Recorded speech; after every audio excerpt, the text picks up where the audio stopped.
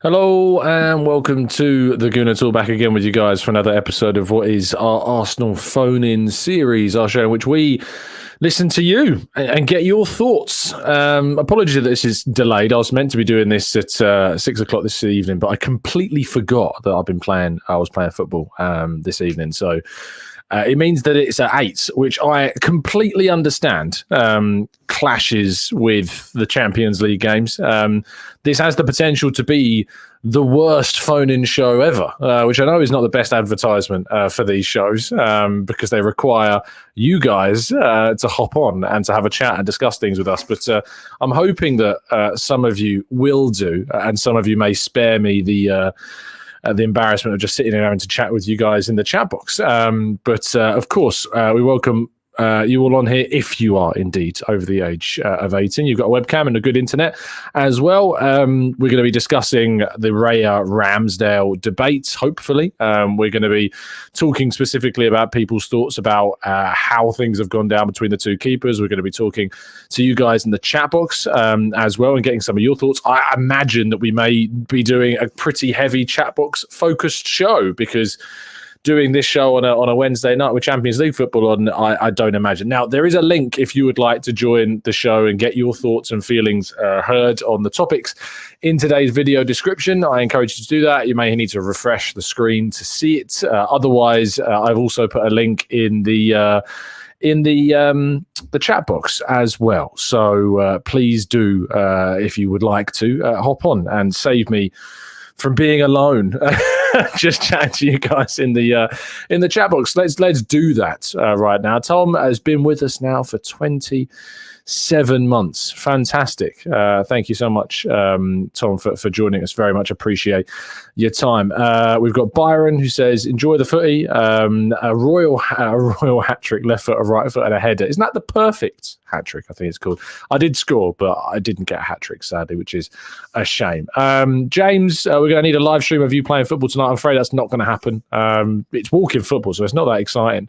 You know, all of my mates no longer are up for 7-a-side, so I have to. I don't have to. I enjoy it.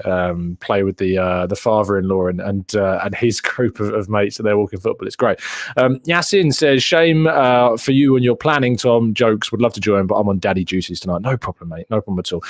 Let's bring in our first caller of the evening, and it's someone that I've not seen in a while, and I'm very glad to see him. It's Bill. Bill, how you doing, Bill? You good? You well? Hey, Tom. I'm doing great. How are you? Yeah, very good, thank you. It's been a while since we've spoken. I think the last time I did speak to you was potentially Chicago. Is that right? Yeah, that sounds about right. It's probably been that long. It was a great trip. It was a great week that we obviously spent watching the Southampton game last season. Shame the result didn't go perfectly, but the Globe was pretty darn exciting that evening, wasn't it?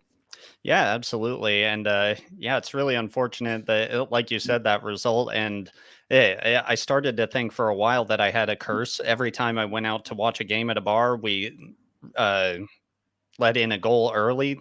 That Southampton game, I'm pretty sure the Fulham game this season, I was also at the Indie Gooners bar. So I'm pretty sure we let in one early then.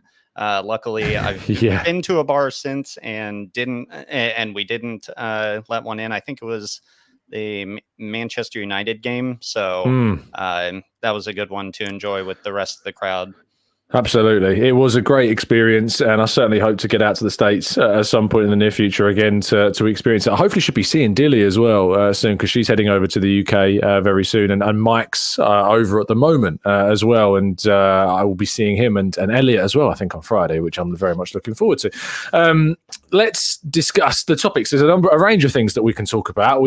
I've kind of thumbnailed the video as Ramsdale versus Raya, or Martin Odegaard's form, or the title race. What is it specifically, Bill, that you'd like to bring to the table? Honestly, I mean, let's just get the elephant in the room out of the way, like the Raya versus Ramsdale thing. I seem to find myself on one side of the fence or the other, depending on the day, honestly. I really do feel for Ramsdale, but this is, top level sport. It's cutthroat. So I get that we may have an attachment to Ramsdale, but Arteta's seeing these guys week in, week out on the training pitch. We just get to see them for, 90 plus minutes, once or twice a week. I do see, I do feel for you with your sentiment that why not give him the Champions League games? Yeah. I had that same thought, and based on Raya's current form, you have to imagine that Ramsdale should be getting some sort of chance now. It's on to Arteta. I don't blame Raya. I don't blame Ramsdale. It's Arteta's decision who gets to play. Each one of those keepers is giving it their all in training, and it's up to Arteta to pick. And if he really is true to his word that he wants this to be a meritocracy, that it's, may the best keeper win, then we have to see Ramsdale given some chances to prove himself. Yeah, without a doubt. Without a question, we need to make sure that there are opportunities given to the opposition, in this case being Ramsdale, to Raya being the starting goalkeeper. And I just don't necessarily think that's happened as much as it could do. By the way, those that are joining us, I can see you down below. Make sure there is a little private chat you can use, which should be on the right or left-hand side of your screen. I don't know how it shows up on mobile if you're using mobile, but just reply and leave your names and stuff like that in there. That would be really helpful. And obviously the information is rolling along the bottom of your screen. The link to join if you'd like to join myself and of course join with Bill here as well. The link is in the chat box, or you can refresh your screen and go into the description at the bottom of the video. What do you make of suggestions that Arteta has treated Ramsdale badly? I don't know if it's necessarily that he's treated him badly.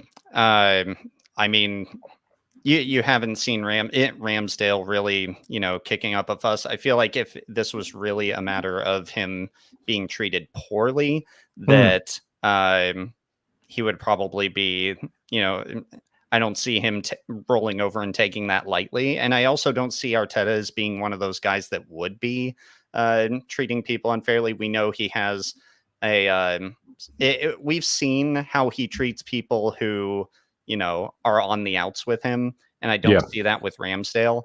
I think it's just, it doesn't feel to us like it's been a fair competition, because we've basically seen Raya come in and he's basically taken the spot, barring that Brentford game, which to my understanding, I don't think Raya was even in contention for that, because it's his former team. I don't know if Arteta would have picked Ramsdale for that anyway, but from an outsider's perspective, it doesn't feel like a fair fight. But not knowing the inner workings, like I said, we don't see what's going on in training. Maybe that's where he's making the decision rather than on game time. But like I said, we've started seeing some of the things that Ramsdale's been criticized for coming from Raya. So if we're going, game time's the most important time. You can be as good as you want in training, but when it comes to game time, that's where you show, you show your mettle. And we have to see Ramsdale at least given a few more chances to at least make it a fair fight. Yeah, I think obviously a lot of fans are frustrated that he's not being given the opportunity, especially after the mistakes that Raya has been making. But if you're Arteta and you've kind of put your faith in Raya, I guess there's also the other side of the coin, which is that if he then suddenly switches back to Ramsdale, it's almost like an admittance that he's in some ways got this wrong with picking Raya. So I can see through his eyes in a way of why he would be maybe a little bit stubborn, but he's probably dug this hole for himself, sadly, with the Raya Ramsdale situation. Bill, thank you so much, mate, for kicking off the phone, and I really appreciate you taking the plunge and jumping on as always. Absolute pleasure to join you. Tell people about your own channel, of course. Yeah, absolutely. I always love coming on and talking football and Arsenal whenever I can. I'm Gooner Works on Twitter, and I think Blue Sky at this point as just a fallback in case Twitter somehow implodes, which it's likely to do at any given moment. But yeah, I you think can it's in a find me there. constant state of implosion, is Twitter, to be fair. I think that's probably a fair Yeah, representation of what Twitter is absolutely. anyway. Thank you, Bill. Really appreciate it. And nice to speak to you again, mate. Of course, have a good one, Tom. You too. Massive thank you to Bill. You can check him out on Twitter, as he says, at Gooner Works. Give him a follow. It's fantastic to do so. Let's bring in Chris to the call, who is more than a wheelchair in the chat. You may recognise the name because he's often in our chat boxes. Chris from Lincoln. How you doing, Chris? You good? You well? I'm all right, thanks, mate. You? Yes. Oh, this is crisp and clear sound. This is perfect. How have you been? Good week? Not bad, mate. Not bad. Can't complain, really. No, well, we've had a good result in the Champions League, which I suppose is a good thing. Obviously, there's a number of topics that we can discuss. What have you rung into? What's burning on your mind? More the Raya Ramsdale opinion, but you've had that already, really. So I'm welcomed to talk about it again because I think there's plenty of different views on it. Well, for me, I mean, he wanted Raya to begin with, didn't he? Arteta. He knew that was his man. He couldn't get him, and he got the next best thing what he saw. Yeah. And he's now, he's got this loan. He wants Raya. We've just got to get used to it, as far as I'm concerned. And Ramsdale, he's a professional footballer. He's going to have ups and downs in his career, and hopefully he doesn't go. But if he does, as long as Raya's better than him and proves to be better than him, it doesn't really matter to us. What do you make of I asked this to Bill as well. What do you make of the suggestions that Ramsdale's being... I saw a comment, I'll give it justice because I saw it literally just before we went live on one of the videos from this morning, if I can find it now. Someone basically said that they think that the treatment of Ramsdale is appalling, I think the word was. Do you agree with it being that bad, or is it just kind of part and parcel of competition in a Premier League football team? Not really, no. I mean, I think the Kieran Tierney is more appalling, actually, than how Ramsdale's been treated. I mean, years ago, you might be too young. David Seaman came in. No, I'm not too young for that. No, everyone wanted John Lukic, No one wanted David Seaman, but look what happened there. Yeah. I remember George Graham saying that he said John Lukic is one of the best goalkeepers in the league, but we've gone out and bought the best goalkeeper in the league. So, yeah, that could end up being the case here. I mean, when you look at it, Ramsdale, the amount of times he looks so dodgy with his passing sometimes, and he just escapes with things. But Raya came in. I thought his first few games he looked a lot more comfortable on the ball, a lot better. But then, I guess you could say in the last 2 or 3 games, he's been getting caught out a little bit himself. Yeah. But, I mean, his catching's better than Ramsdale's catching. He can make the great diving saves that Ramsdale can make. I mean, I know he messed up yesterday when he punched the ball and went over his own crossbar, luckily. Heart in mouth. Yeah. But Ramsdale made a lot of mistakes himself, And people last season were getting at Ramsdale for silly mistakes. Which people seem to forget they were moaning about, Yeah, I think that's very true. And I think that, we're always victims of recency bias. And we quickly, the best players are the players that aren't playing. Because, I remember Mesut Ozil, whenever he wasn't playing, it was always calls, why is he not playing? Get him on the field. And then when he played, it was, why is Ozil playing? He's not doing enough, And I think that people have that kind of sense about things. But I have been asking people for their examples of Ramsdale's mistakes. I know the Southampton one sticks in people's minds because obviously it was. And I think there is an argument in that moment that, it wasn't like I don't think that Ramsdale pass against Southampton was the same as some of, say, Raya's, because Raya's have just been wayward, whereas that Ramsdale pass was intended for a player and Alcaraz kind of ran in and nicked it off him and obviously scored. Does any... I know I'm putting you on the spot here, and I'm sorry for that. Can you remember any specific examples other than that Southampton one that that Ramsdale got wrong? I can't remember exact matches. I admit I can't because my head goes all occasional one. My head just goes. Of course, I know that I used to see him, and he would suck him in that much. The strikers in that much. I just panic that he's going to mess up. Yeah, like the panic would set in. And it's that panic that, as a fan, I don't want to have. I want someone that knows to knock it long, when to knock it long at the right time. He seemed to never want to knock it long, like he'd been told, you can't go long. Whereas Raya will knock it long. from time to time. With like he's got it in himself. I'm going to knock it long if I want to. Whereas Ramsdale was like, okay, I can't knock it long. It seemed, you know, it's clearly like an instruction, isn't it, from Arteta? We're complaining about the goalkeepers, but it's obviously it's Arteta that's given them the instruction to do that. So I mean, should we even be having this debate, or should we be pointing the finger toward the manager?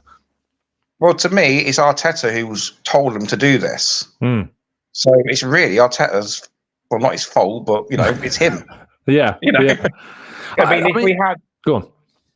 If we had another manager in, say we had kept Emery, just say Emery, we wouldn't even be having any of this because he wouldn't want us to play ticky-tacky football from the back. You know, we wouldn't have had to have had Tierney go out on loan, say, because he would have wanted a proper left back that is a defender, not a Zinchenko that can drift into the middle. You know, it's all on Arteta, really. Yeah, I mean, Arteta is always going to be where the buck stops at. But, you know, at the same time, he gets a lot of credit for where he's taken us, you know, from where he took over and now we're competing for titles. So it's that whole balance of the conversation about... Say again, sorry? You can't take away from Arteta what he has done for this club. 100%. I mean, I'm not the biggest fan of Arteta. What is it about him that you? Because I know that you're not the only one. There are lots of fans like yourself that can't connect with. What is it about him that you struggle with? Do you think? For me, it's the pure arrogance. I think he's so arrogant. I can't connect with the manager being like that. It's just what is this word arrogance gets thrown up a lot with Arteta, and I can't.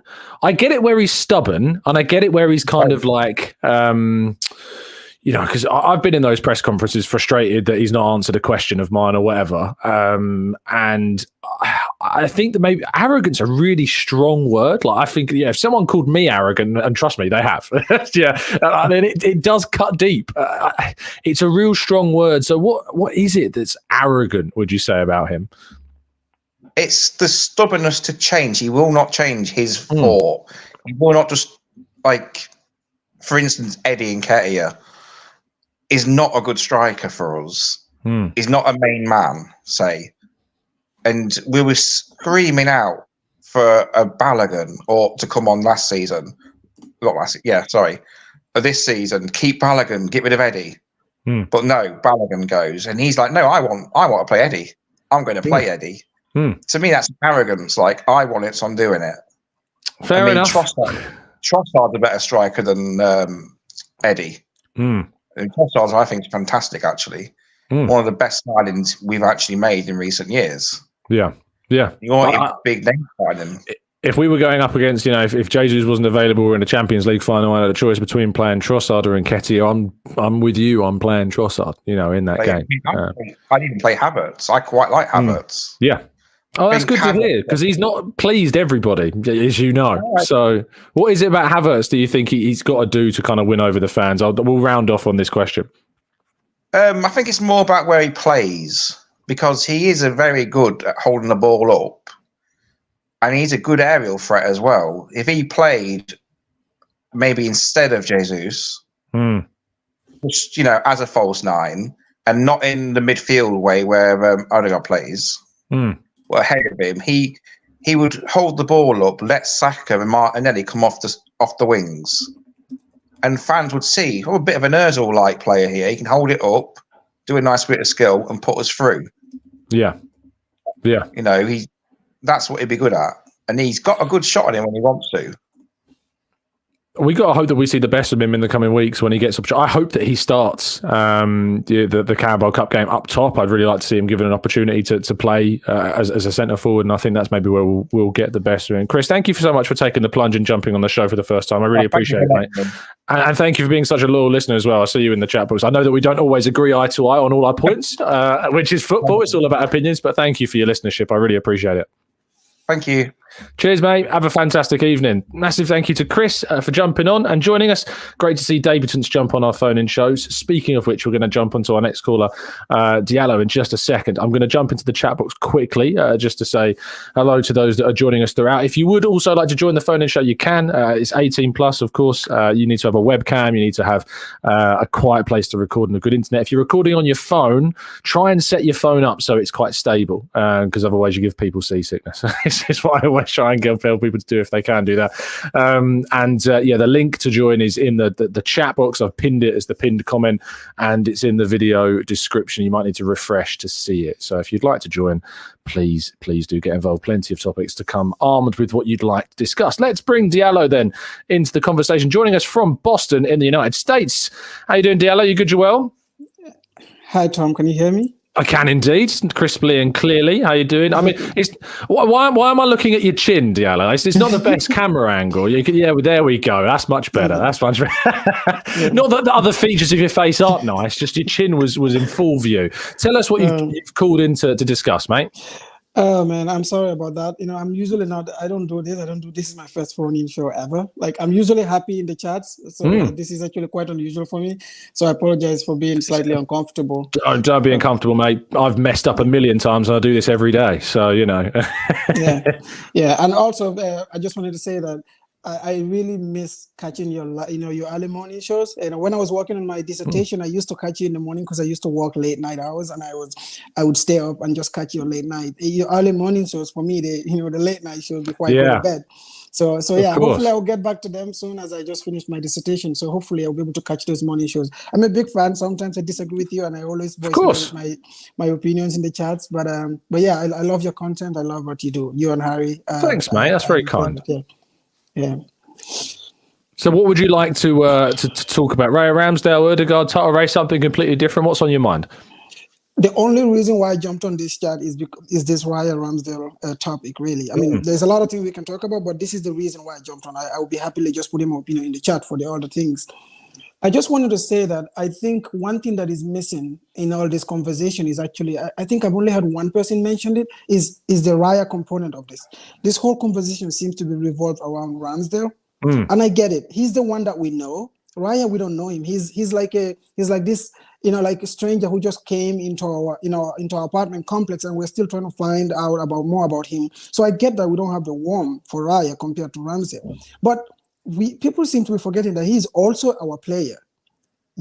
He's part of the squad, and most importantly, I think the previous caller mentioned it, not Chris, the previous one. He said it very clearly. It is very, very clear that Mikel Arteta prefers David Raya. I think anyone who is sitting there assuming that this is a fair 50-50 battle, whoever does better will win, I think they need to wake up. They're just deluding themselves. It's Mikel Arteta is not word. I hate that word, deluded. I really do. It's one of my least. It's like, you disagree with my opinion, you must be deluded. No, I don't mean they are deluded. I know what you mean. I know it's really easy. It's the social media world we live in. Sorry, keep going.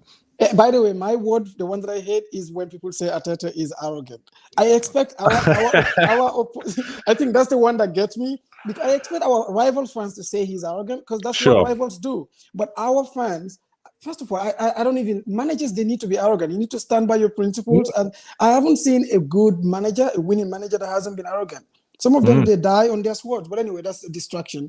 So I think we have one thing that I want to put across is people are forgetting how Raya must be feeling about this whole situation. I went through his Instagram replies. He's a brave man for leaving his Instagram comments open still. There are so many really, really, I don't want to say nasty. Ramsdale got nasty comments when we signed him. Raya isn't getting nasty comments, but they're not very welcoming. They're not very supportive. Yeah. He's going to, I actually think he's better. And I'm ready to admit. They weren't very supportive of Ramsdale, it's fair to say. Do you remember the comments when Ramsdale arrived? It was horrific. Those were horrific. Those were nasty. Yeah. Raya is not getting to the same level, but they are not supportive either. And I am on the camp that I think Raya is slightly better, maybe a little bit more than slightly better than Ramsdale. But I don't even think that matters. And by the way, I would agree that as a Raya supporter, that doesn't mean I hate Ramsdale. As a Raya supporter, I think what we've seen in the last 3 games by Raya, I think it's close to the worst of Ramsdale. So I'm ready to admit that I think he's doing really bad. But it's like saying that our captain Odegaard is doing so bad, and therefore we should drop him and play Vieira. For me, the way, or a better example would be Zinchenko and Kieran Tierney last season. It was abundantly clear that Mikel Arteta preferred Alexander Zinchenko. It doesn't matter what people were saying about Tierney needs to come in. Alexander Arnold was not making Zinchenko for that equalizer at Anfield. We all saw that Zinchenko was terrible in that game, but we all knew that he was the preferred option at left back. I see the same thing with Raya and Ramsdale. Raya is making mistakes. He's not playing to the level that he was playing at Brentford. I think he would admit that he's been worse than his level, and I don't think Mikel Arteta would disagree with that either. But I think it's set in stone. So people should, I would encourage our fans to consider the opposite. What about trying to support a player who just came to the club? By the way, he hasn't played 10 games yet for the club. He's clearly struggling. The mistakes that he's making are not like really, really difficult things that he's getting wrong. I think it's getting into his head, and I think Tim Stillman said this best. He is thinking that he is coming into the team to play better from the back, and he's probably overdoing it. But he's like, oh yeah, guys, this is why I'm in the team, so I'm going to show you why I'm in the team. He's probably overdoing the thing why he's in the team. So I'm ready to admit all that. But I think people need to consider that he's our player. Give him some support. Some of the level of people singing Ramsdale's name in the stadium when he was on the goal. How must he feel about that? How must he feel about that? Yeah, I'm not a big fan of that. So yeah, I just think people should consider that aspect of it, that he is a player and he is the one that the coach prefers. There's nothing we can do about it. I am one of those people that I actually think that Zinchenko in the midfield, I think that Rice should stay out as our 6, and we should be messing up with the 8. I think he should be we cannot rely on Thomas Partey. But I'm not sitting there screaming like Vieira's name or Emil Smith-Rowe's name every time that Kai Havertz plays. That is just, you need to support the players that are on the pitch, and we cannot let our opinions infiltrate into the manager's decision. And now I'm going to tell you this, Tom, it's making it harder for Mikel Arteta to stick with Raya. And I think he wants to stick with Raya. But all this noise, I expect that from the rivals. I expect that from the media like TalkSport. But I don't expect that from our own fan base, making it more difficult for the manager to actually make the decision he thinks are best for the team. And it's clear he thinks Raya is better for the team. I feel for Ramsdale, man. I mean, we had a story going. It was a love story that was going really nicely, but it seems like it's coming to an end. I understand the emotions, but we cannot let that infiltrate into our support of the team. The team comes first. The team comes first. No player is bigger than the club. And I think that's a really important point. At no point should a discussion about, who starts suddenly overtake our overriding feeling of who is the best player for the game. And that's why I think there's a discussion right now about form between the two. But there's no doubt that statistically Raya is shown to be a better keeper that suits Arteta's philosophy and style more than Ramsdale. I think from the perspective of those that are kind of on the Ramsdale side of things, which, I absolutely empathise with, I think they're coming from the perspective of, well, as you said there, Diallo, if Raya is showing the worst of Ramsdale in terms of what he's produced so far, then is Ramsdale due an opportunity to show that he can actually improve and can get better and can reach what Raya has been doing? We'll finish on this point.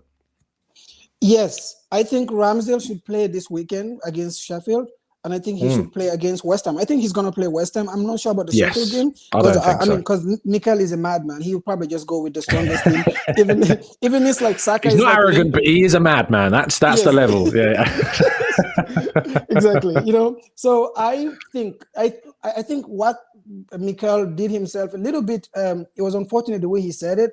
He made it seem like it was going to be a fair fight, and I don't think he was being honest with himself or with us. I don't think that when Raya came in that first game, was it against who was it again? Was it Palace? Everton. He came in. Yeah, against Everton away.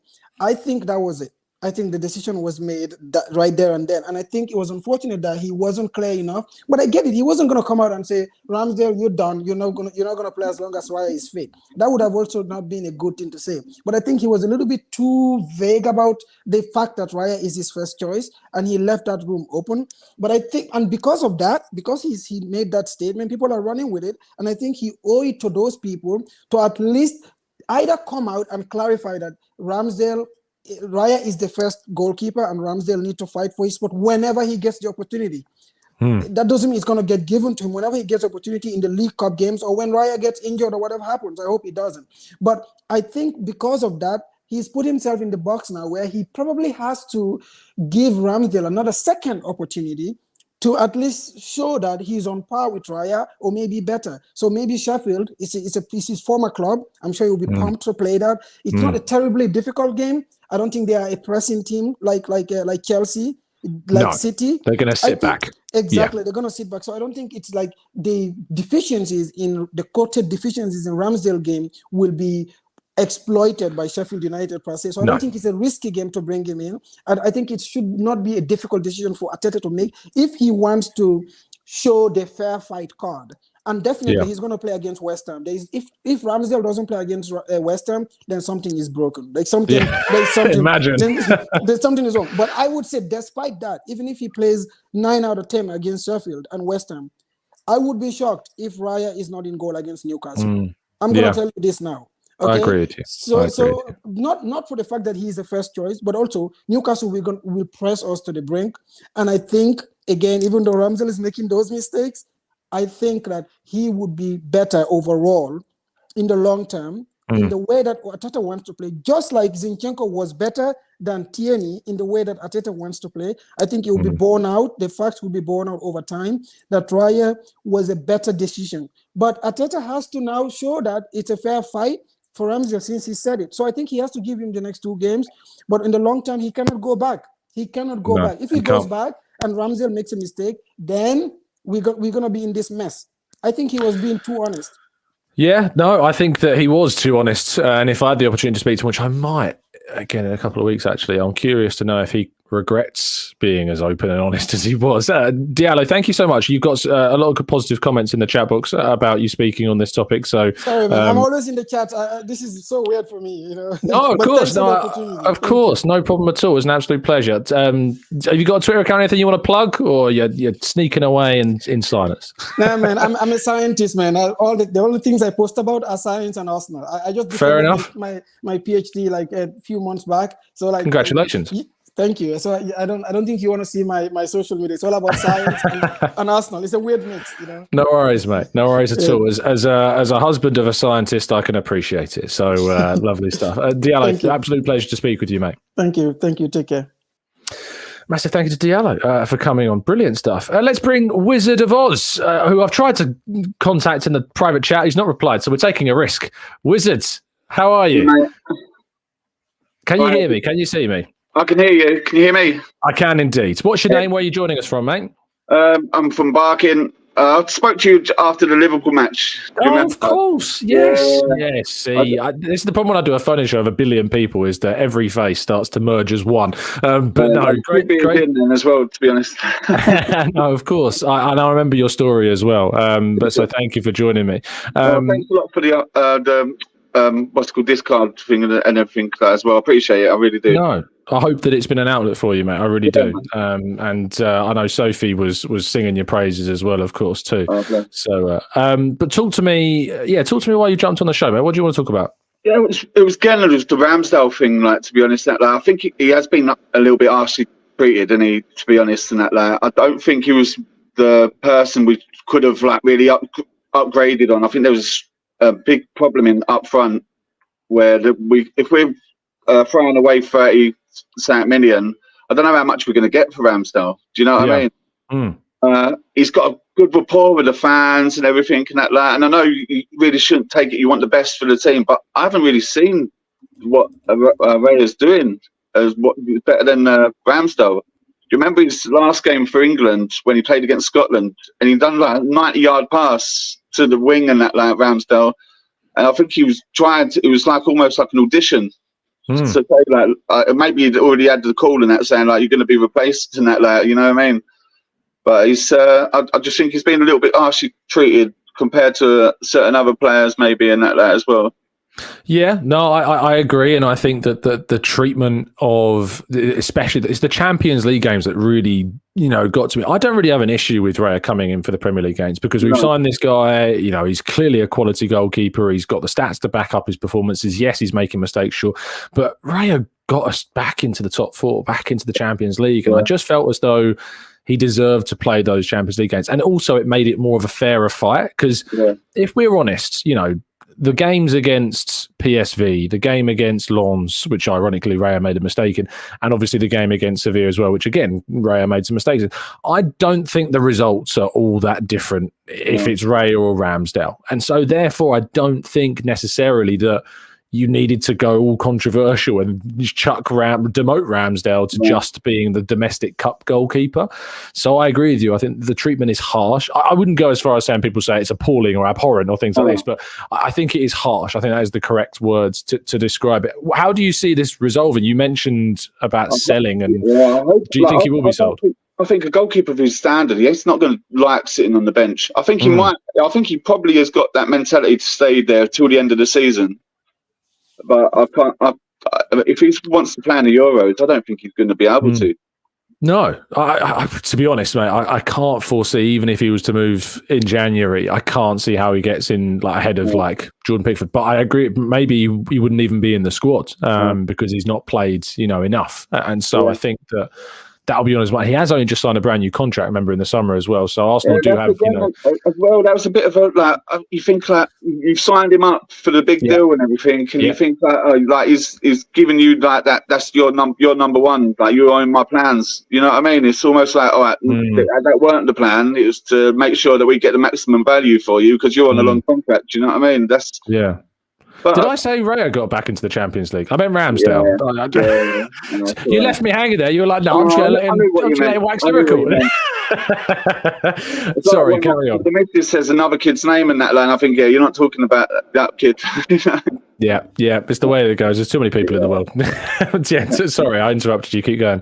You're all good. Like I say, the long contracts and everything. It was like I say, it was to get the maximum value. I don't know how much would a goalkeeper like Ramsdale get, because we did pay a lot of money for him. You know what I mean? I think you have to ask at least 40 million quid, surely, like a minimum. You'd think that, but again, who's going to pay that when they know that you've got Saudi, but. Or Newcastle, maybe they might see him as an upgrade on Nick Pope, potentially. Or he might go to Saudi Arabia, as you say, as the nation as well. Even with Newcastle, we thought we was getting rid of Tierney there in that land. They weren't pump up the money, you know what I mean? So I think Lewis Hall they bought, didn't they, from Chelsea in the end? They got him on loan with an option. I don't think he's played. I don't know if he's injured or not, but I don't think he's really played at all, Lewis Hall at Newcastle. What do you on his appearances so far with Raya? Would you full cut the money, seeing that he's only on loan at the minute and that? Do you know what I mean? After this, it was just 6 appearances that he's done so far. Would you put down the money and say, he's worth the money? That, do you know what I mean? Because at this moment in time, I think his best game was against Everton. I don't think they had a shot at goal. Yeah, no, they didn't, and I wouldn't. You know, right now, I don't think we've seen enough to justify, activating that 30 or 27 million release clause that's there.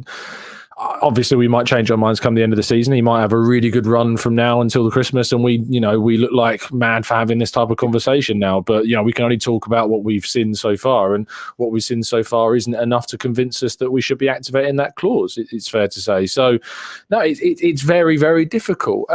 Speaking of dropping players, just to kind of change tact a little bit, Martin Odegaard's coming for quite a lot of criticism in the last few weeks as well for his lack of form, if you like. Is he beyond being dropped, do you think, in this Arteta team? I don't think he's beyond being dropped. I think, it would be quite harsh, seeing that he was probably the best midfielder in the country last year. So that it would be harsh and that. But again, if it's who would you replace him with at the minute? Like, do you know what I mean? Havertz, maybe. What was that face for? Who would you replace him with? Like, it's hard. I think Havertz actually ain't done as bad as people think. You know what I mean? I think like there is sloppiness there sometimes and everything like that, and he's a bit like gangly on the ball a little bit. But I think there is certain moments when I think he's better off coming from the sub. To be honest, in that line, I think he's played better coming on when the players are a little bit tired around him and everything and that. I think he's like a target man. You can target him again. Like going back to the Raya thing, I think like if we was to get Tony, I think that would be a different outlet for Raya to be able to get that percentage up again and that, like, you know, because at the moment... You've probably heard me talk about Tony in not the most glowing terms on the channel. Why am I wrong? Tell me why I'm wrong about Tony. I think he's just a different option to what we've got at the moment. And that, like, I think Eddie's... I've given him a lot of time and everything in that line. I like him as like... he runs a lot. Do you know what I mean? He's when every time you say he does run a lot and that, like, he never stops running. But it's the end of the day. Is it 2 goals this calendar year or something like that? Yeah, maybe. I'm trying to think what the record is now. What for Nketiah? 2 goals. I think it was Man United and Fulham. Well, he scored 2 against Man United, didn't he? So he's got 3, I guess. 3. I'm trying to think if he scored any others because he scored on New Year's Eve against Brighton, didn't he? I'm trying to think if he scored any other goals. I'm sure he scored. Has he? He must have done, like in another competition, maybe.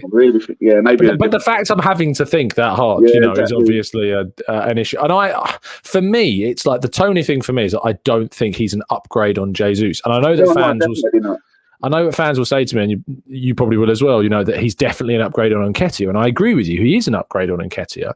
But if you're going to have to stump up 65+ million quid, which is what is being talked about for Tony, can you justify spending 65 million pounds on a guy that's not going to start, which ironically a lot of fans have criticised us for doing with Havertz, ironically, which is in the exact same figure too, when maybe we should look to try and find somebody who can upgrade on Jesus, and then Jesus becomes the upgrade on Nketiah?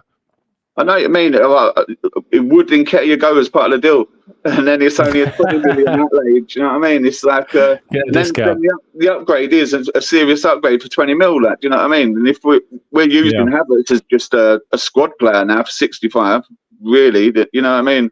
Because I don't think anyone really thought that he was going to be in our top 11 and that. Like, out of all the players we've got, he's not really. Even Arteta surely see that weren't.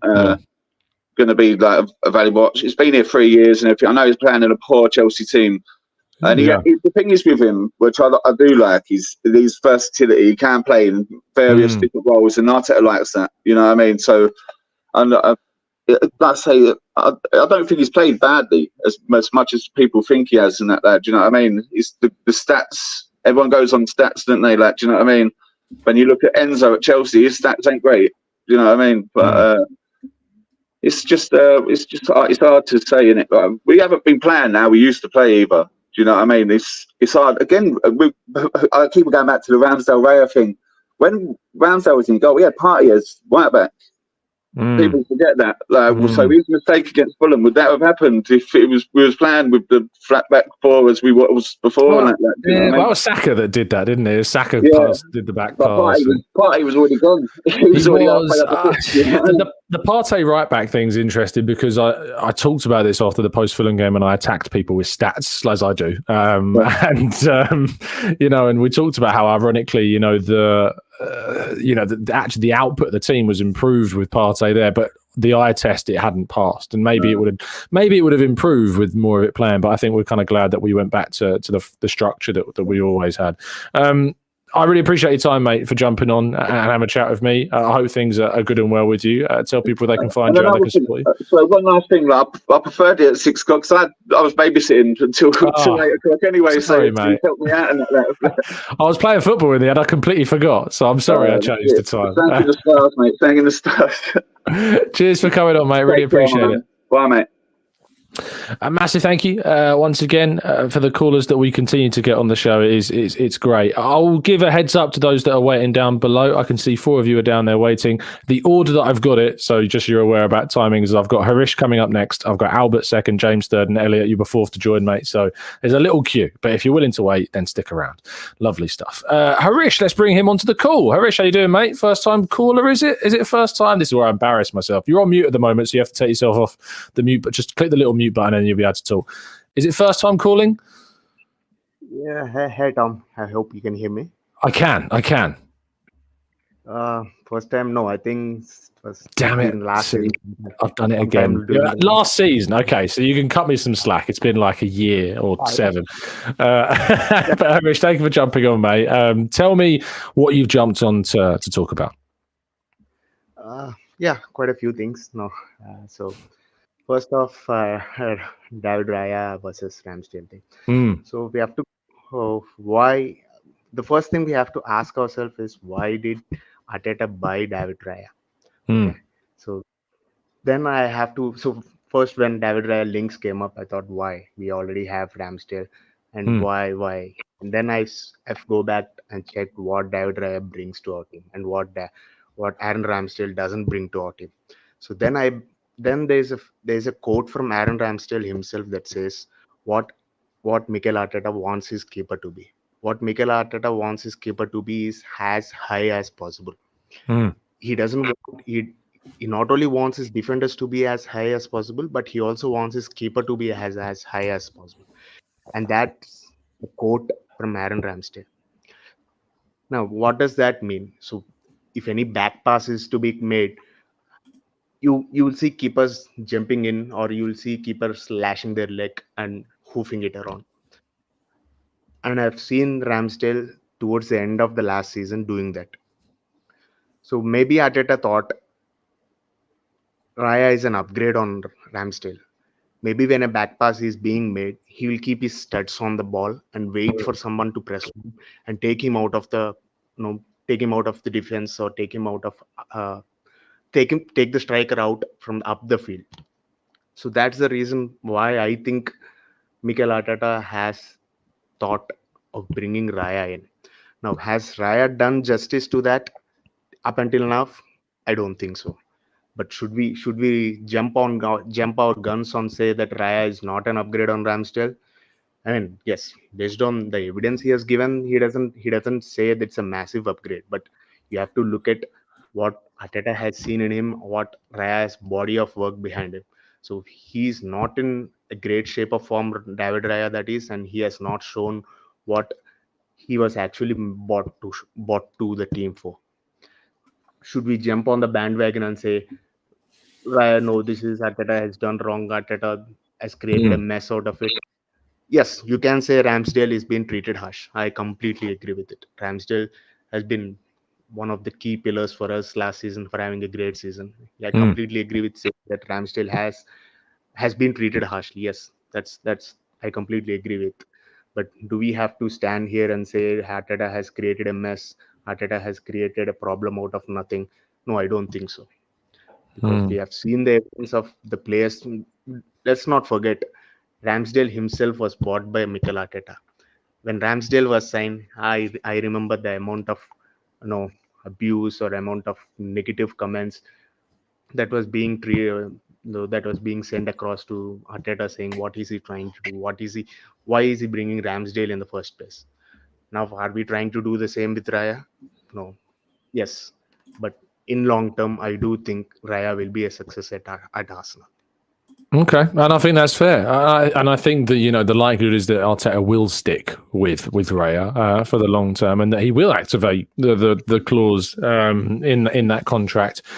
We've, I suppose there's a level of hypocrisy here from people like myself sometimes, because I say about Havertz, you need to give this guy time. You need to give him time, even though he's making mistakes. You need to allow him time to bed in. And yet here I am every morning talking about Raya and saying, oh, drop him. He's making mistakes. Let Rams have a chance. I think. Sorry, go on. No, I don't per se blame you, or I don't per se blame some fans asking for Ramsdale to be come back.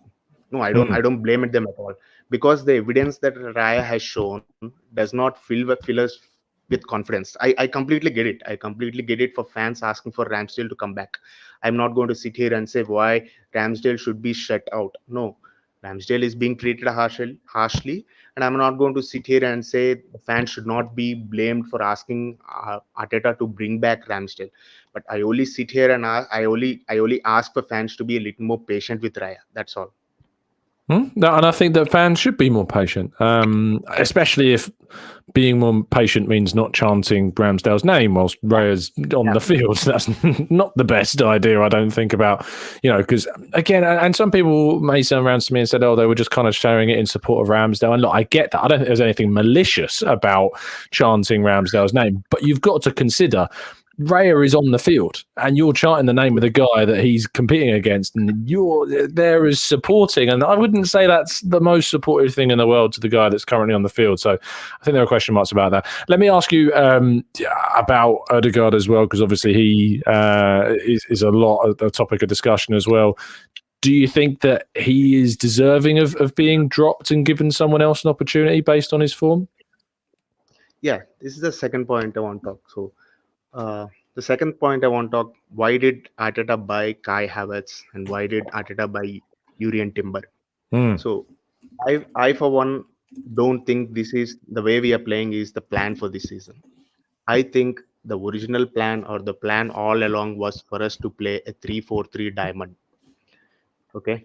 I mean, this is, I'm not saying I invented. When you say 3-4-3, you mean like with the fullback moving into midfield, so it makes it like a diamond. Yes. Yeah. Okay. Correct. So I'm not saying I know this for a fact, but just by observing and why did Arteta bring Kai Havertz? It's just my intuition. It's a thought. So I think Arteta's plan was for us to play a 3-4-3 diamond, and for us to play a 3-4-3 diamond, the midfielder who is going to make the left of the diamond should be an agile midfielder. An agile fullback, and a fullback who has pace, and a fullback who is good defensively. That is where Urian Timber came in. And he wanted Kai Havertz to play as a tip of the diamond, and Odegaard on the right side of the diamond, and Declan Rice sitting in. Now with Urian Timber's injury, he had to go back to the system which we played last season, which was 4-3-3 system, and he tried to play Havertz in the left side of the three and Odegaard in his position. Now with Declan Rice and Kai Havertz coming in, that's 2/3 of our midfield changing out, and Odegaard is the only one sitting there from last season in his position.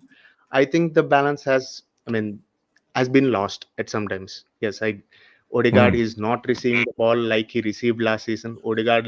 He's not receiving the ball at the same positions he's been receiving at the last season. He's not receiving the frequency he received at the last season. But I don't say it's all the fault of the formation. But the Thierry Henry always says, when you don't get the ball, what are you doing? What are you doing? What are you doing as a player to get the ball, or what are you doing to get the ball?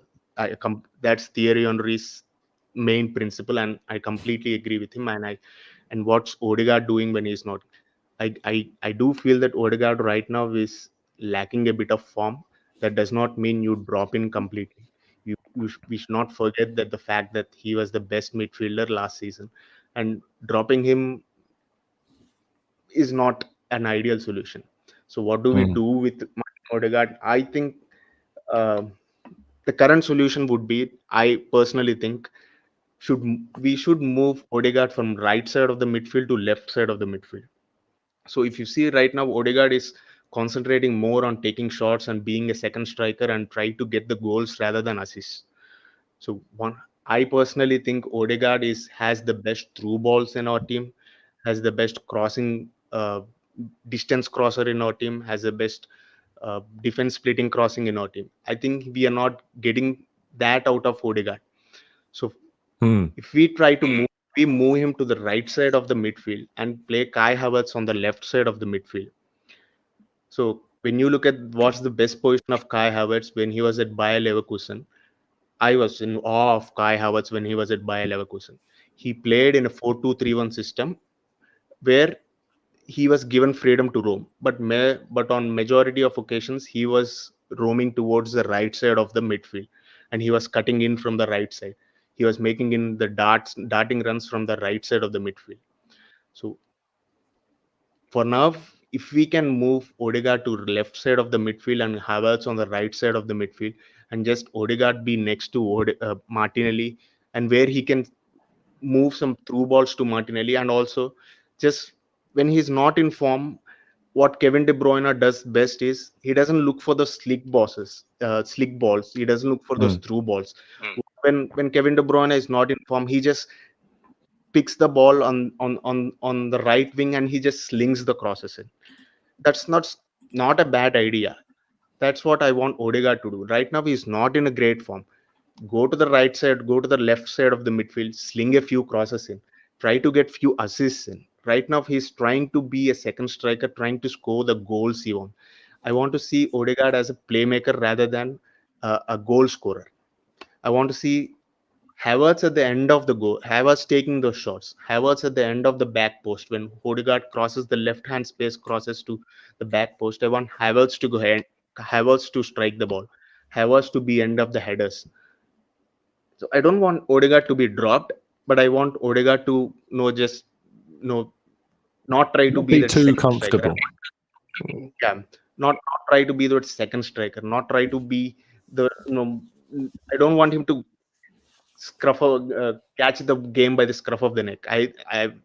We have Declan Rice now who Sure. can help and who can take the game by the scruff of the neck. I want Odegaard to be that creative leader. I don't want him to be that goal scorer. I mean, goal score. Yeah, if you scored 15 goals last season, if you get a taste of it, you can't help it by taking shots too much. But Sure. I want just him to cross the ball more, to be the through ball merchant. I clearly remember the Real Sociedad game when Alexander Isak was playing alongside Odegaard. The ball he gave from the right half space to the winger on the left side, the diagonal through ball. That's the Odegaard I like. That's the Odegaard I want. No, I think that it's a fair point. I think that, I saw a comment in the chat box as well. That says, Benji said absolutely right. He should focus on creating or maybe ride the bench for a bit. I think I would like to see, Odegaard kind of go back to basics maybe a little bit. Maybe he's trying a little bit too hard in certain senses. Scoring 15 goals last season from open play was excellent. I hope that he maintains that goal threat as well. But he has lost an edge of the creativity, and I would like to see that. Harish, thank you so much, mate, for your time and jumping on. Very much appreciate it. Tell people they can find you if you would like to. Social media is a dangerous place, Tom. I would like to be calm and happy. Absolutely. But Harish, thank you for your time. I very much appreciate it. Thanks for having me. Not a problem at all. Let's get our next caller. We've got, I think, 4 more to go in today's show. Next up is somebody called Albert. I've not heard of him before, but complete stranger to me is Albert. So I'm reading about it along the bottom of the screen. I am definitely over 18. I can confirm. Just a tad. Well, maybe a couple of decades in there, Tom. You know, as it goes. How are you, my friend? You good? You well? Tom, it's always good to see you and your Kent tones. It's good to hear your voice. No one in Kent has ever been complimented on their accent before. It's not happened. So I'll take it. I'll take it. Tell me how you're feeling about all this. You've obviously sat very patiently, and I appreciate that, listening to people's thoughts on these topics. What is it that you're desperate to bring up? Well, I don't know if it's about being desperate, Tom, but well, you've jumped on, mate. You have to be desperate in some sense. I want to talk to you about Tomiyasu and Zinchenko, actually.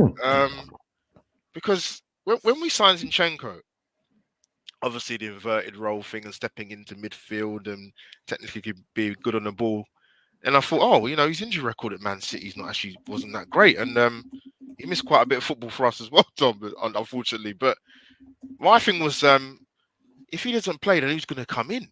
And I've got to be honest, Tom. I don't think any Arsenal fans saw this coming. I'd like to know your opinions, really, in terms of Tomiyasu. Defensively, sound excellent. Actually, brilliant. Actually, was a bit concerned when he got the number of injuries he got. A lot of Arsenal fans are thinking maybe he needs to look at getting somebody else in because the injuries are too much. But keep this guy fit. But I didn't. And actually, Tom, to be honest, in his first season when he came to Arsenal, I remember watching him specifically, and I'm assuming Arteta gave him a license to come and do it. It's to get forward. He's in the 6-yard box, he's in the 18-yard box. Yeah. I'm actually surprised he hasn't scored for Arsenal yet, and I think he'll break his start this season, Tom.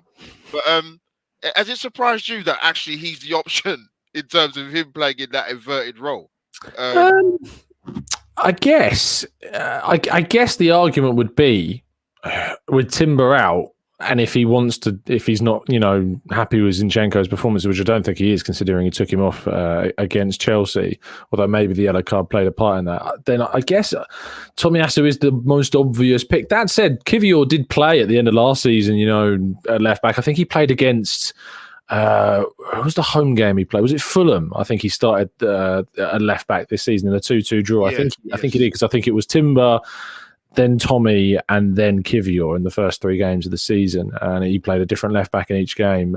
It might have been Zinchenko after that.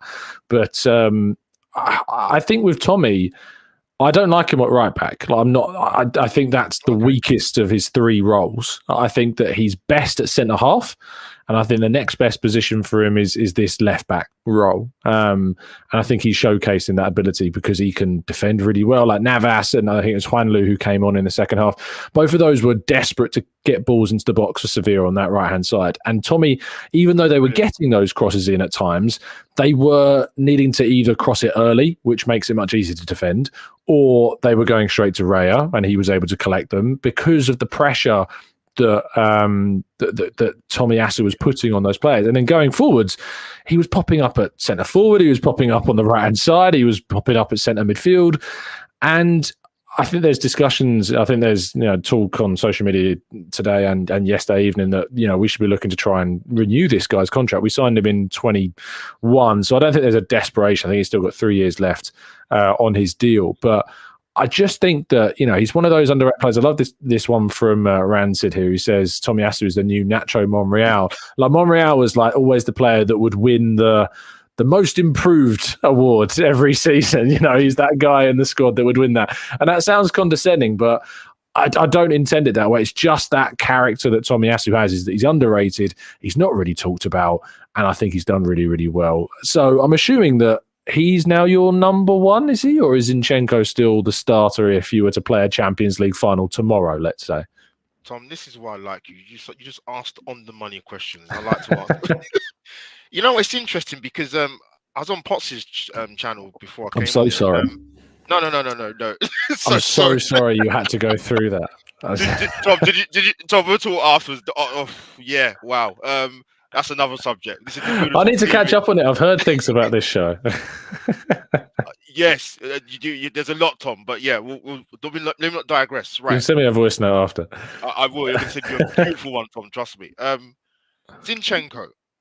I remember this last season, Tom. I know you've got a very good memory. We played Bournemouth away last season. Yeah, we won the game, and he played.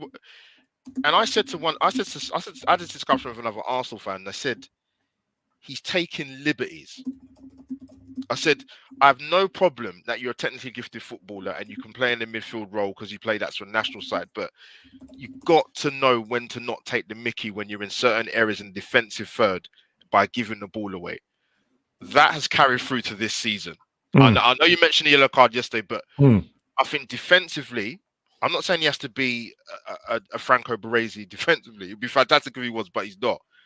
But he gets himself into some horrible positions defensively. Yeah, he does. Yeah. Like the yellow card against Chelsea, he got it like on the right-hand side, didn't he? Because he came all the way across and then, unideal. I remember I did the watch-along, right, for the Chelsea-Arsenal game. And I clipped it, and there was a bit when specifically Zinchenko, 1 minute and 30 seconds in, he played that square ball passing. I thought, what is he doing? And this is not the first time. Tom, I have no problem if you give the ball, giving Stevie G Hollywood passes, and it goes awry. But I've seen it too many times with him, and I just think sometimes for me, when I watch him play, doesn't matter if it's home or away. I'd like to see him start out in the fullback position a little bit more, and then cheat a little bit when you come centrally, because you sometimes he makes it too easy for the opposing defense or the midfield players just to sit there and go, you know what, we'll set 2 backs for 4, let them have the ball. We know he's going to sit in the pocket in the middle of the midfield, not making any movement. So for me, at times it's too easy, and so I'm not surprised Tomiyasu came into the team. He got hooked on halftime against Chelsea, and obviously he started yesterday night. So, what's your thoughts about Zinchenko? Am I missing something, or do you see that as well? I think that Zinchenko suits games that Arsenal have the majority of possession, and typically these are going to be games against Bournemouth, where he had a good game, and probably Sheffield United this weekend. But when we come up against sides like Chelsea, who, despite being a fairly average team in terms of their competitivity in the league this season, and I'm not saying that to make a joke, that is just the reality. But they have got level of quality, that can hurt you, as we found out. Or City or Spurs or, any of these teams that at the moment have got the quality that can hurt you, they target him. They will exploit him. They look at him and the space behind and use that as somewhere to attack, because it is a weakness. And if Tomiyasu is there, it's not as much of a weakness. So I think that, when we go to Newcastle, if Zinchenko starts, I'm worried. If Tomiyasu starts, I'm not as worried. And I think that tells a bit of a story. But this weekend, if Zinchenko starts, I've got no qualms, because we're going up against a Sheffield United team who I think we'd need that additional midfielder to help kind of box in the opposition. So, and it's good to have options. It's good to have different, people. So I think that regarding the debate between those two, it's situational. And so I think that, this weekend, I'm fine if Zinni starts, but the following weekend at Newcastle, I'm not fine if he starts. And I think it would be a mistake. Do you have faith that Arteta will choose the right one for the right game? I think, to be fair, Tomiyasu could play against anyone, in fairness. Do I have faith in the boss? If I'm being honest, Tom, I'm not sure. Wow. 3.5 years. Nearly 4 years he's been here, and he's still not got Albert fully on board. I mean, if you're asking me about that specific two players, and that's what I mean, not his entirety, Tom. Don't get me shut down in the chat. But, Albert's Arteta out, people. You heard it here first. No, I've never ever said that. But I think with Mikel Arteta, sometimes, and this probably goes back to his time when he first came to Arsenal. I'm not really sure what he's going to do after time, Tom, if I'm honest. I think with that situation with Tomiyasu and I can say Tierney, who's definitely not at Arsenal. So is Zinchenko. I think with Tommy, just stay fit. Please stay fit, because you're going to be integral. But I would sort of look at it over let's just say, Tom, a 5, 6, 7, 8 game period. Sure. If Tomiyasu is picked a lot more in that position, then you can start asking the question. Actually, you know what, Zinchenko, you're not guaranteed to start against Sheffield United or Newcastle or Man City or whatever team it might be. But I don't think that's necessarily a bad thing, because I think some of these guys need to get a bit of a wake-up call sometimes. You could apply that to probably Zinchenko, maybe even Saka a little bit, but I don't think that's the case, because I don't think he trusts Reece Nelson personally. That's just my own opinion. But it'd be interesting to see what happens in the next sort of 5 or 6 weeks with that, in terms of that left inverted role, Tomiyasu, Zinchenko. But you're right. I no disrespect. I want to see Tomiyasu start against Newcastle away, because the way they're playing at the moment, I don't know what's happening tonight, but I think they're losing. Yeah. But I don't want to see I don't want to see the performance we put in against Chelsea at St James's Park, because we'll get 4s and 5s, and they will give us that. No, I think that's fair enough. I think that Tomiyasu can start in any game for us, whereas I think Zinchenko can start in most, but not all, games, and give you different things, and that's what's important. Albert, thank you so much for jumping on and for being so patient. I really appreciate it. Of course, Tom. I'll message you afterwards. Don't worry about it. Mate. Of course. Well, I'll be seeing you on Saturday. I'll be there at the game. A couple hours before kickoff. Yes. Can you set me a time, please? It's like a Tinder date. Sure. To meet you. Yeah, I'll WhatsApp you, mate. I'll WhatsApp you. No worries. Thanks, Tom. Big up to the chat as well. Thank you, mate. Likewise. Cheers. See you soon. Take care, mate. You can find Albert on his channel at AlbertJTV or at Omo. I want to say 05. Let me check that, otherwise he'll cry. Let me just check. That's his handle. Omo57. AUMOH57. That's his X or Twitter handle. You can find him there, and he does fantastic work. We've got 3 more guests coming on. I've told them the order that they're in, so there's going to be no complaints. Next is James and guest joining us. How you doing, James? I'm doing pretty well. She literally just decided to jump on because she knew that we were up next. Here the entire time, so she's just. Remind me of her name. Remy. Rarity, perfect name for a dog. Gorgeous. Thank you, James, for joining me. There you go. Brilliant. No, she's done. She's had enough. She's, maybe she knew what you were going to bring up as a topic. What do you want to talk about, James?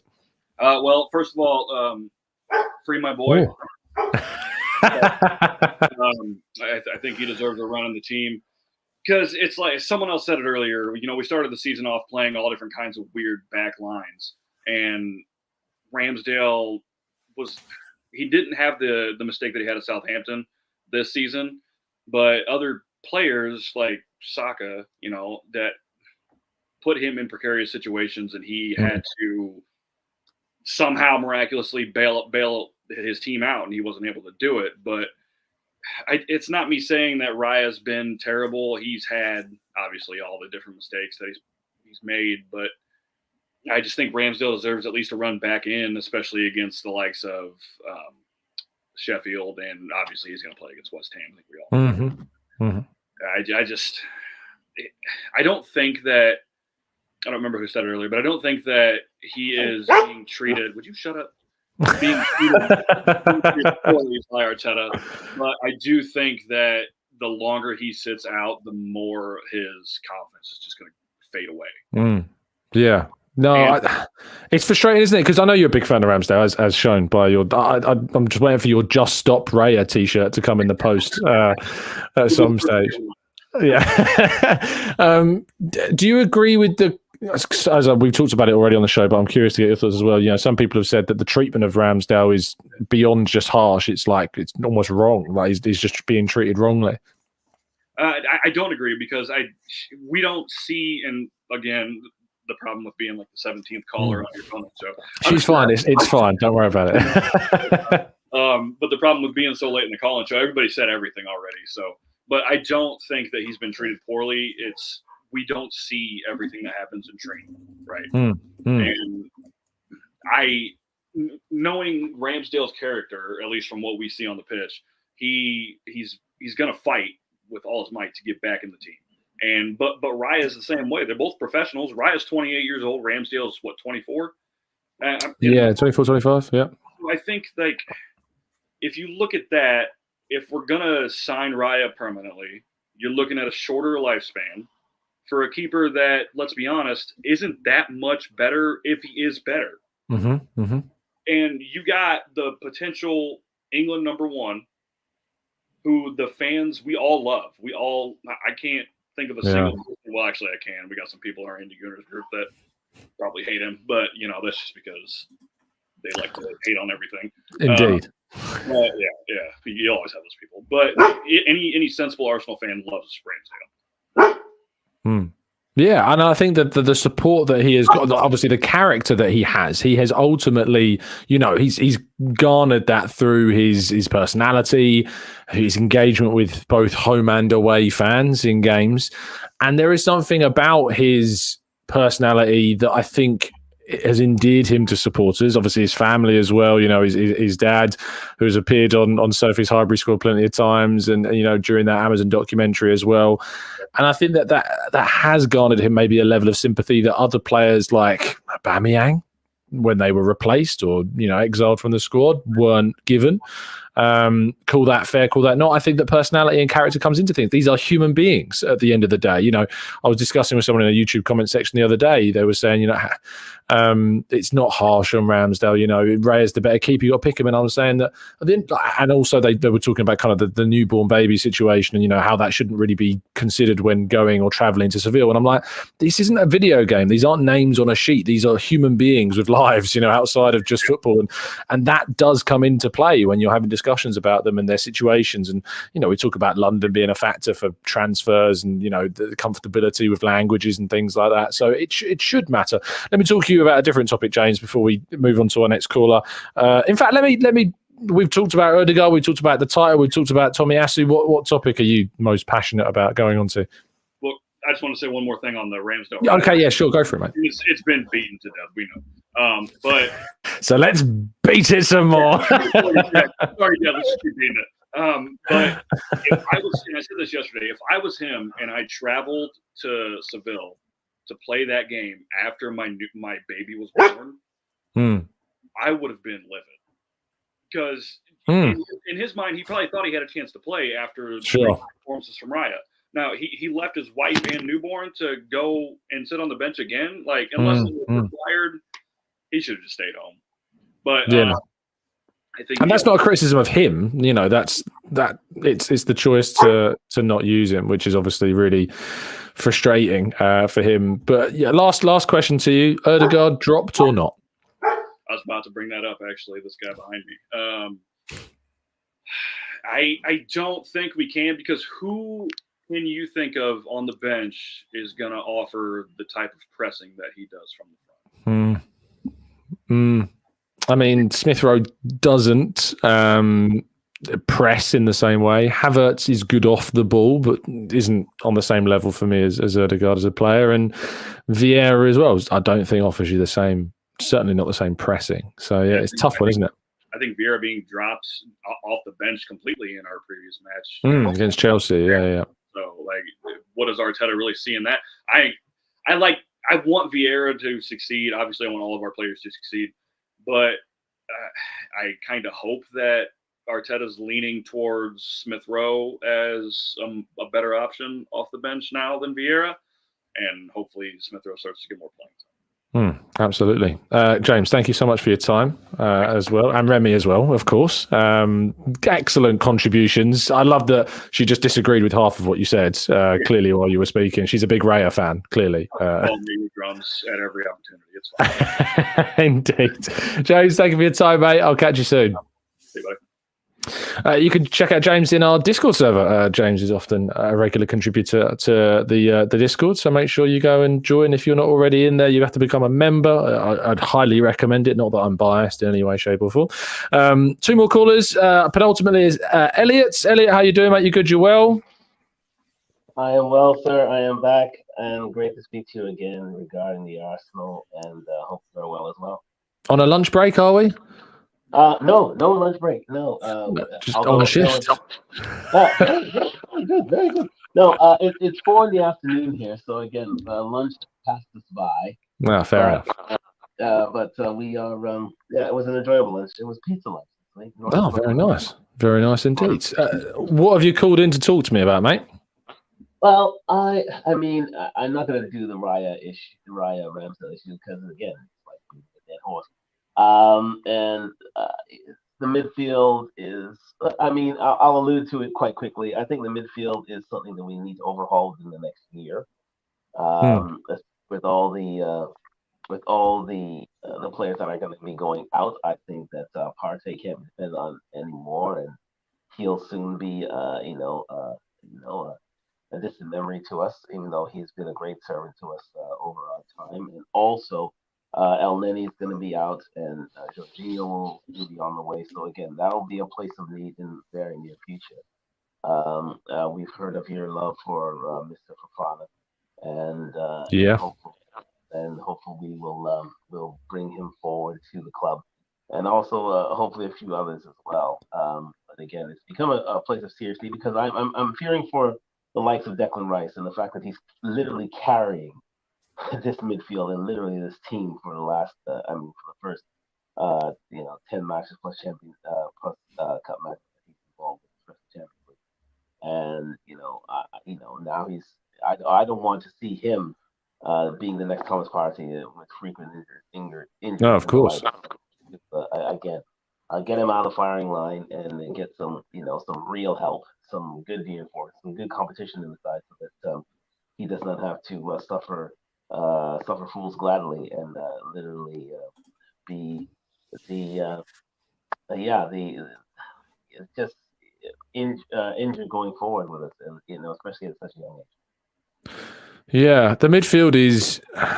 You're right to point it out, because there is a real age profile problem emerging in that position, despite the fact, obviously, that we tried to invest in younger players there. Sambi Lokonga was signed, Charlie Patino looked like he was coming through, so there looked like we were going to see some significant youth come through. But the Lokonga thing's not worked. Patino could still be on the way out. We don't know. He did a really interesting interview recently where he spoke about Arsenal quite glowingly, especially the loan of Saliba and kind of emulating that maybe. So that's kind of thrown the cat amongst the pigeons with him a little bit. But Jorginho, you're right. Partey, El Neni, certainly of the older age bracket. I think we've got an option to extend Jorginho's deal by a year if we want to, and we might need to if Partey, say, moves on and El Neni moves on. That's two experienced players gone. Maybe it's dangerous to lose as many experienced players as that in one summer. I think there's an argument that it might be.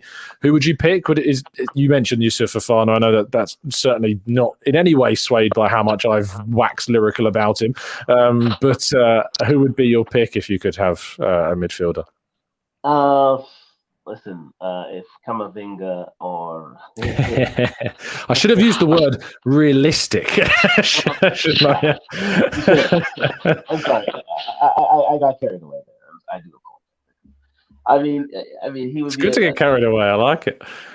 Yeah, exactly. I mean, in terms of midfielders, I think he would be one to come to mind. I would also think of my guy from the guy from Italy that plays for Inter Milan.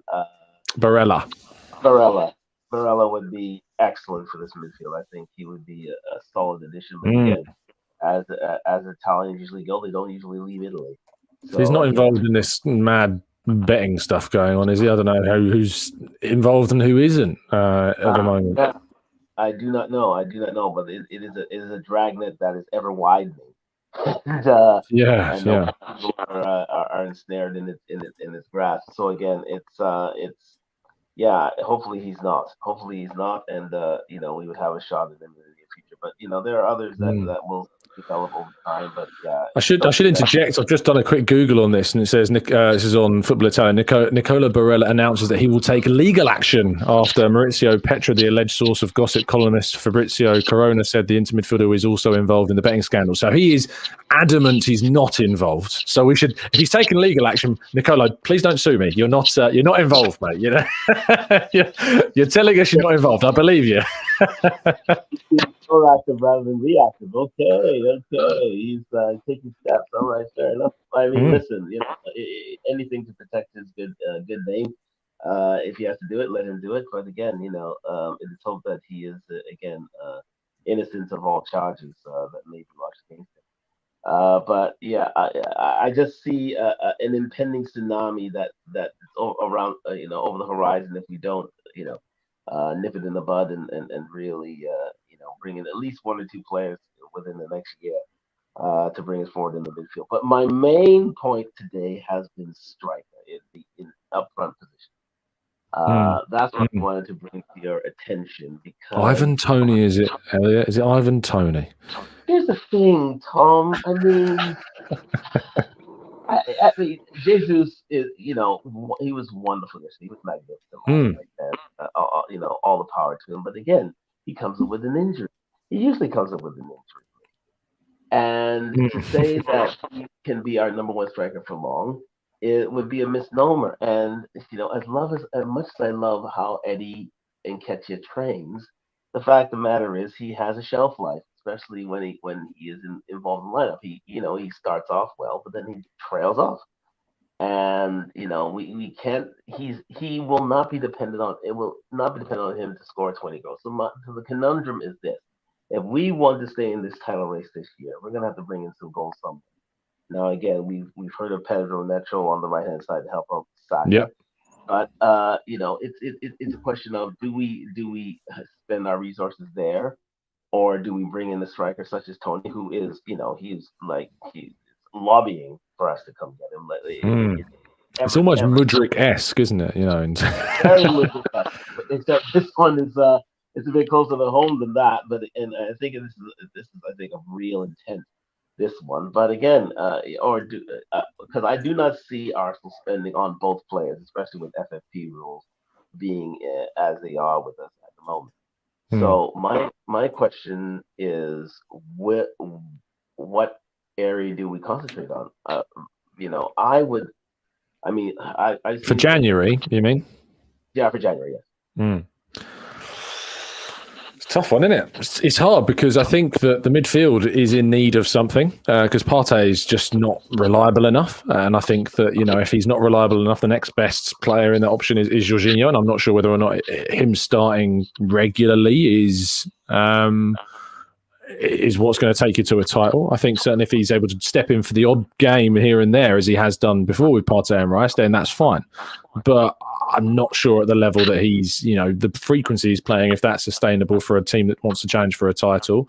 So I lean towards midfield, and there were suggestions that Nottingham Forest came close to agreeing a deal with Monaco for Fofana in the summer, that their figure that they were talking about was very close to their valuation. So I clearly think it's a doable deal. I don't know how much money Arsenal really have to spend. There's been suggestions that they don't have loads because of the FFP situation, so they would need kind of the next year to roll over to the summer before they did, a significant amount of investment again, and for that Champions League money to, of course, hit the books in the same way, I suppose, as well. So I guess we'll have to wait and see. But I lean towards midfield. I also lean towards Neto as well. I really like Pedro Neto. I think he's one of the most natural kind of options to give Saka competition. An inverted right-sided player. There isn't too many of them about, especially with Premier League experience. So, and of a good age at 23 as well. So I think he was there. Would you be happy with Fofana and Neto as two options? I would be very happy with Neto. I saw the Arsenal Vision podcast and their review of Neto, and they are just frothing at the mouth at the prospect of bringing in a second Neto. Elliot does that about every player except Declan Rice, ironically, when he does his little breakdown. Absolutely. But again, the guys there are really very enthralled with regards to Pedro Neto. I mean, Fofana would be a good option as well, but would they spend on would Arsenal spend on two players over the January transfer window? That's the question. I don't think necessarily they will. Contrary to your feeling, Tom, I really don't see Arsenal spending too much in the midfield as of January. I mean, I could be surprised. I could be pleasantly surprised. But I think it's going to be something that would be relegated to a summer move. I really think they'll move towards a striker position. This Ivan Toney getting stronger and stronger, and there's no abatement to it. And quite simply, I am siding towards that end of the table, and in terms of what they bring in, I mean, a Pedro Neto would be excellent. It'll give, and Saka needs a rest. You can see that. I mean, the last couple of matches he's been in, he has been, it's been 5 to 6 shows of tiredness to his game. And also, he needs that competition that kick up the butt to say that, listen, you got to bring your A game every match. I don't know if he's, far be it for me to say that Starboy's dragging his heels, but sometimes you can chuck it in because at the end of the day, he knows he's starting every match. He knows there's no competition around his over his shoulder. Yeah, he can make in from time to time, and he won't be bothered. So, I mean, it's one of the few areas on the pitch that isn't up for competition, up for debate. That other position is Odegaard, and you can see with his performance how things are going there. So, and these players do need that level of competition to bring the best out of them. And I am saying that for Bukayo Saka, it's needed. It's now not only for his longevity, but also for his standards of performance. And Pedro Neto or Ivan Toney would be my choice. Fair enough, Elliot. Thank you so much for your time, mate. It's always a pleasure to catch up with you. And tell me where they can find you if you'd like to. I am in the Discord. Yes, I have joined the Discord. Although I am a silent partner in the Discord, but I'm going to be making myself a little more, observant and apparent within the next days. Good stuff. So I'll be there, and again, it's a great group that you built there, and kudos Thanks, to you mate. and yours. And again, how's your weight loss journey coming along? I did hear that. Yes. It's going well. Yeah, I'm 10 kilos down now. So I'm nearly the lowest I've been since I was 19, which is wow. So 9 years PB it would be soon. Hopefully, I've had a few weekends of frivolousness, so it's kind of paused a little bit, but hopefully we'll be back on it and more strict. So yeah. But it's going well, mate. Thank you for asking. I appreciate that. Thank you for jumping on. And it's always a pleasure speaking to you, Tom. And we'll bid you adieu and speak to you soon. Absolutely, mate. Enjoy the rest of your day. See you later. Cheers, mate. Massive thanks to Elliot for joining us as always. Yeah, we will move now to our final and most patient caller of the evening. It's Keith. Keith, how you doing? Yeah, I'm doing well, my friend. How you doing? Very good, mate. I loved your enthusiasm. Like when everyone was talking, I could see you down below. Like, yes, agree with them. Well, the thing is, I'm nearly 50, and I went to my first Arsenal match when I was 6. I think I saw Paul Davis do his debut, and I love Arsenal. I love him. Harry. Yeah, of course. No, I love hearing stories about people's fandom and kind of that where that stemmed from, especially, having been abroad now to different supporter clubs in the US and things and hearing their stories about how they got into it. It's amazing. So, but you tell me what you're passionately jumping on to talk to us about. I just feel there's so much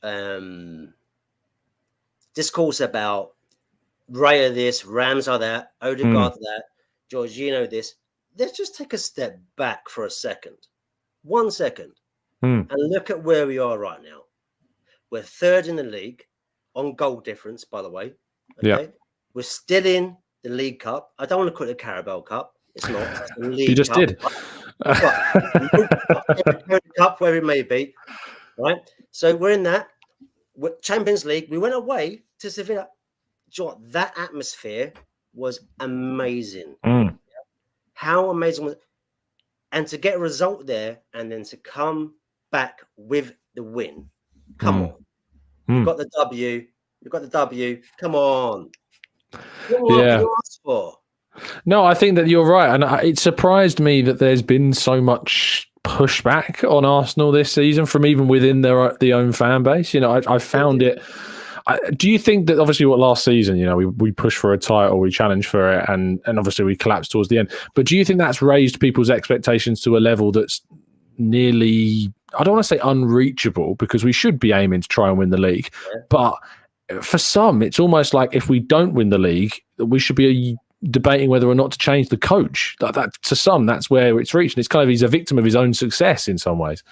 Yeah, but a bit premature, isn't it? That's what's happening. End of the day, we've gone in, we've done something, we've got Jesus, we've got Zinchenko. Man City were thinking like, oh my God, what have we done? We've now given Arsenal Zinchenko, Jesus, and they completely changed our team. If you look at the season before that and how things were, it was completely different. And for me, Jesus is the main guy who's changed everything. Now, he doesn't score the goals, and I want him to be that guy. I really do. But he's not. But what he does do, he gels other parts of the team of how Miguel wants to play. So for me, I'm happy. I'm very happy at the moment. Second, third in the league, we would say in the League Cup. FA Cup obviously is still to come. We're top of the group in Champions League. We come back from Spain, from Seville, with a massive win. Come on, guys. Yes, the Ramsdale thing, I'm a bit gutted about it because I love Ramsdale. But Raya is still a good keeper. Are you worried about the performances? Because he's made some errors, the 2 misplaced passes, that punch that could have not sent us home with a win if it had gone a different way. Tom, I messaged the Arsenal WhatsApp group last night, and I said, I've never been more nervous in my 40+ years of watching the Arsenal than that game. Really? He made me so nervous in what he was doing, how he's doing things. We've had like Richard Raya, Spina. We've had so many Manoni goalkeepers. There's so many goalkeepers. Okay. Yeah.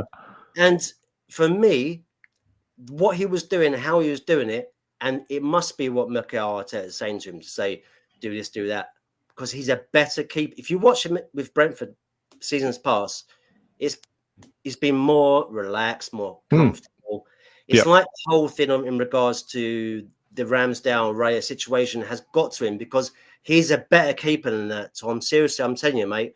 I think he is.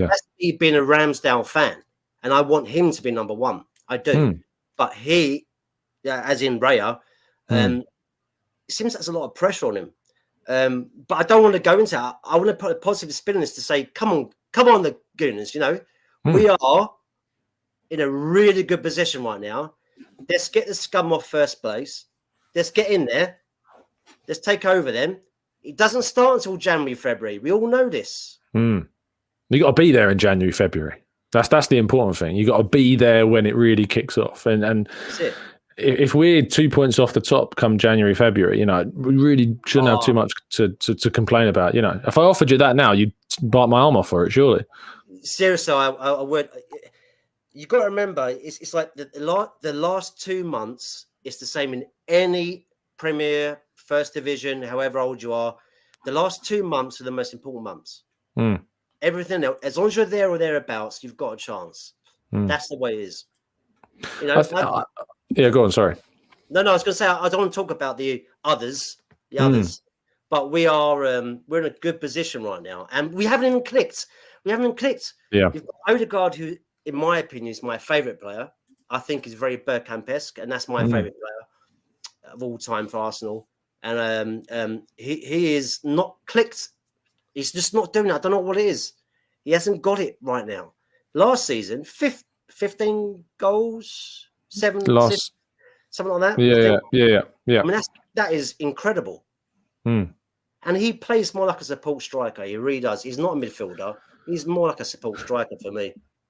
Yeah, it's interesting how his role has evolved, I think, over the last year and a bit. I think maybe it might have evolved a little bit too much this season. Maybe we need to see him go back a little bit more to the basics that made him so good, like last season. Maybe we'll see that. But I think you're right in saying it hasn't clicked yet. I will focus on the others ever so briefly, because I do think there's something to be said about the fact that in the first 9 games of the season, Arsenal played 4 of the big 5 teams in those first 9 games. Spurs have played all of the promoted sides, and we've played none so far. I think there's something to be said about the underrated difficulty of how Arsenal's season has begun, especially considering we've had Champions League and League Cup involved as well, whereas Spurs haven't had any European football to play so far this season, and now we've got a decent run of games. You look at that Newcastle away fixture, and that's tough. You look at Aston Villa away on December 9th. That's tough. You look at Brighton and Liverpool in December. December's going to be tough. We got some really difficult games in December, but the rest of this month, November, there's some real opportunities for Arsenal to pick up some momentum and some significant numbers of wins and score plenty of goals, and see Odegaard and Partey, fingers crossed, and Rice start, and see Gabby and Saka start up top as well, and hopefully we can get some momentum, into this team. Yeah, if we can get these next 5 games, if we can get, I know it's a lot, maximum points, which I don't think is a big ask, personally. I really don't. I mean, Newcastle always tough. I think if you offered me a draw, I might take that, I know, but I'm saying if we can do that, if we did that, that's a massive thing. Even if you've got to draw Newcastle, if we did, then that's huge. That's massive. Yeah, if you offer me 13 points from Sheffield United at home, Newcastle away, Burnley at home, Brentford away, and Wolves at home, I'd probably take the 13 points if you offered it to me. But there's no reason why Arsenal couldn't, go and get maximum points. Sheffield United, obviously, we didn't play them last season, but you'd expect to beat them at home. We beat Newcastle away really well last season. It was a really impressive performance. Again, we didn't play Burnley last season, but we'd expect them to beat them at home. We beat Brentford comfortably last season. They've already beaten them this season. We beat Wolves as well. So, the games that we've got, important wins in already, and games we're expected to. So that's key. Any final thoughts, Keith, to round off today's phone-in? Yeah, I just want people to get away from the Ramsdale Raya situation and how bad Odegaard's playing. I want them to be more positive thinking. You know what? We are where we are right now, and we're in a very good position. And let's push on. Let's support the Arsenal, the only team in the Premier in the whole world. That's the Arsenal. We are the Arsenal. Let's crack on. Let's do it. Let's push on. Come on, guys. Up the Gunners. Come on. Indeed, Keith. Fantastic message. Fantastic debut on the phone-ins as well. I think it's your debut, is it right? I don't think I've seen you before on the phone-ins. I wasn't in the call-in time, but it's just I'm just so frustrated by the whole Raya Ramsdale thing. You know what? I don't blame you. It's not like I can fully agree with everything he does, but let's just move on. Let's crack on. We are in a great position right now. We really are. Keith, thank you so much for your time, mate, this evening. I really appreciate it. Yeah, you're welcome. And by the way, everything you do backstage and it's amazing. Thanks, mate. That's very kind of you. Very kind. It. Well, we see you maybe at the live event next year in February, potentially. Potentially, yeah. Potentially, it could be, yeah. It all depends on my circumstance, but yeah. Of course. Thank you, Keith. I will let you go. Thank you for your time. Up the arse. Come on. Absolutely. Up the Gunners. A massive thank you to Keith for joining us. Apologies, I smashed my mic, professional as always. But yeah, thank you so much, everybody, for joining us. Very much appreciate that. Fantastic call-ins we've had tonight. I do enjoy these phone-ins. We're going to be doing plenty more of them over the course of November because it's going to be very lonely here in the Canton household as the missus is off to Australia for a little while. So we're going to be doing some of these phone-ins a little bit more frequently over that period, which hopefully will be around plenty of positive results as well. Thank you to everyone that's listened in and has been in the chat box. Sorry that I've not been too engaging with you guys in the chat box, but I've tried my best whilst also talking and hosting and bringing people into the show at the same time. It's all hands on deck. It's like an octopus basically at the moment, but I'll be with you and the chat box for a lot more engagement tomorrow morning, as always, at 8 a.m. So please do tune into that. It's been an absolute pleasure to speak with you. Drop a like if you've enjoyed the show.